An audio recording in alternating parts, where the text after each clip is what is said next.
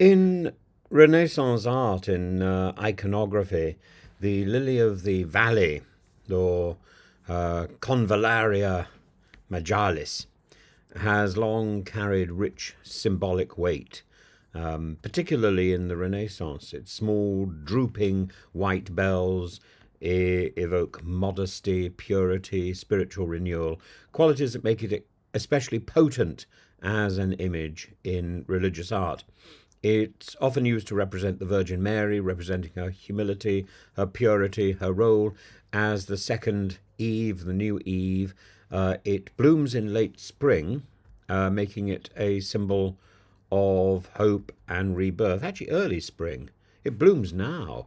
And in the Song of Songs in 2:1, it says, I am the rose of Sharon, the lily of the valleys. Though originally it referred to a different flower, it's often been reinterpreted in Christian exegesis as referring to Mary. And Fra Angelico, in this picture here, the garden behind the Virgin is rich with symbolic flora, and while more prominent for irises and white lilies, variants of the lily of the valley appear as part of the enclosed garden of Mary's virginity. These quiet flowers would be nestled beneath more imposing blooms, suggesting hidden humility. And here, Botticelli's Madonna of the Pomegranate, while not always distinguished from other lilies, there are variants that may resemble the lily of the valley in the floral arrangements at the base here.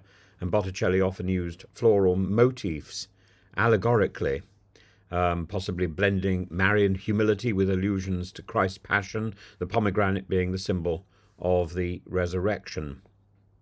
Leonardo da Vinci, who was interested in the botanical accuracy of plants like the arum lily and the iris, and his notebooks include stylized studies of various wild flowers. And of course, later on with the Pre-Raphaelites, it becomes a significant issue with the lily of the valley.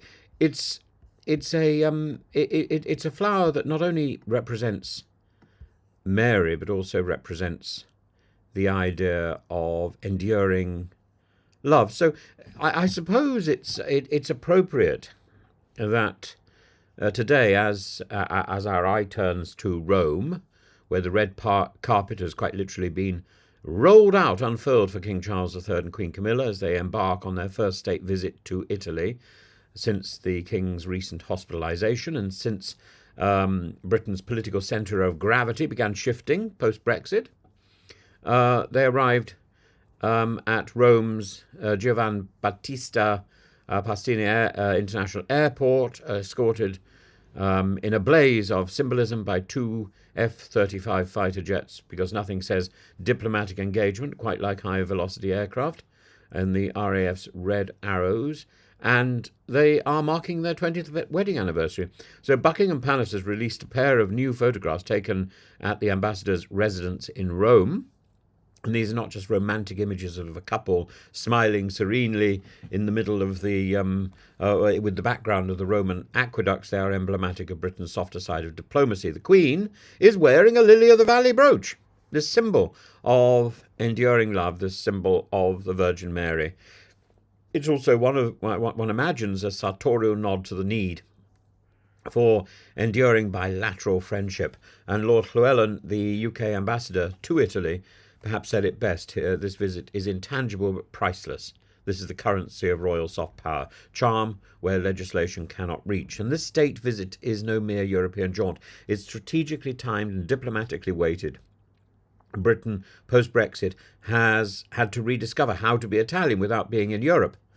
And Charles and Camilla, this tour is as much about resetting relationships as it is about honouring them. And the Foreign Secretary, David Lammy, is accompanying the royals, a clear sign that behind the smiles and the pasta tastings, there will be real policy discussions. From trade ties, Italy is Britain's 9th largest trading partner, to mutual defence via NATO, support for Ukraine. This visit embodies the real politic of regality.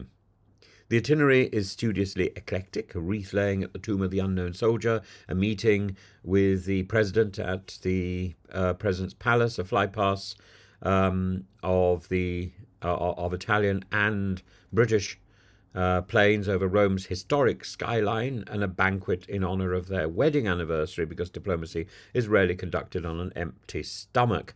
Later this week, the king will also make history by becoming the first British monarch to address both houses of the Italian parliament, a not insignificant act of constitutional theatre.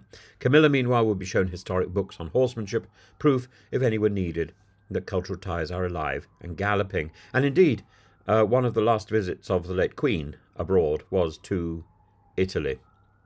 Royal visits, especially in the European context, carry cultural weight. Britain may have left the EU, but the monarchy remains a shared fascination, and Italian headlines have already dubbed the visit royal fever. One Roman pizzeria has apparently asked after the king at every meal the ambassador eats. And why not? Charles has visited Italy 17 times. As Prince of Wales. His affection for the country and his ability to say, "I love Italy," with conviction is part of the enduring charm offensive that no trade envoy can match. This visit arrives in the choppy diplomatic waters where Pope Francis remains in recovery after a serious illness in hospital, postponing the King's visit to the Vatican. But meanwhile, back home, Prince Harry is once again challenging the British state in court. Prince Andrew is the subject of yet another scandal. And against this backdrop, the King's calm statesmanship, sober, softly spoken, culturally attuned, must be welcome. And the symbolism goes beyond politics. In Ravenna, the King will pay tribute to Canadian forces who helped liberate Italy in World War II, linking his role not just as the King of the UK, but also of Canada. And it's a reminder that the monarchy transcends borders, even if post-Brexit trade treaties do not.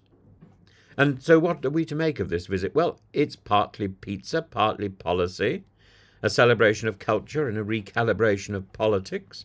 Britain needs Europe, and not only to sell whiskey paired with parmesan in Rome.